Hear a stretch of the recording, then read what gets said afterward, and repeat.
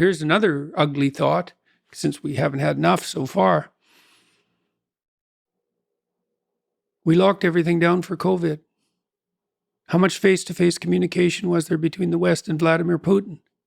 How about none? Yeah. How about that was the wrong amount? Especially given that Europe was completely dependent on Putin for its energy supplies. Well, not completely, but you know what I mean.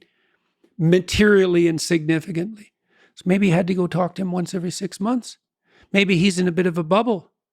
Probably. And not just an information bubble, how all these experts tell me about. Yeah. No, a human bubble. You bet, bubble. man. Look, one of the things I've really learned, there's a real emphasis on hospitality in the Old Testament. I just brought all these scholars together to talk about Exodus. Hey, I have this security team with me, and they're tough military guys, but they're on board for this mission, let's say. And so they went out of their way to be hospitable to my academic guests.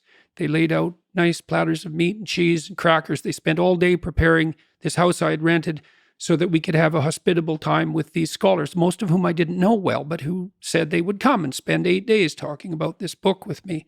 We rented some jet skis. We had a nice house. We had fun. And we got to know each other. And we got to trust each other because we could see that we could have some fun and that we could let our hair down a bit. We didn't have to be on guard. And that made the talks way deeper. And then we found out we couldn't get through Exodus in 8 days. And so I had proposed very early on that we're going to double the length. And so I pulled 8 people out of their lives for 8 days.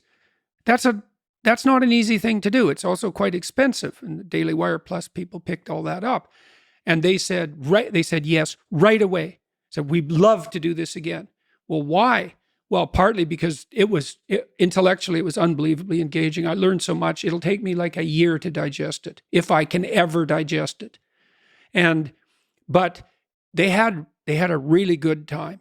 And so when they were offered that combination of intellectual challenge, let's say in hospitality, it was a no-brainer. They just said, every one of them said, if I can do it in any way, I will definitely be there. And I went to Washington a bunch of times, and the culture of hospitality has broken down in Washington. 40% of congressmen sleep in their offices. They don't have apartments. Their family isn't there with them. They don't have social occasions with their fellow Democrats or Republicans, much less across the table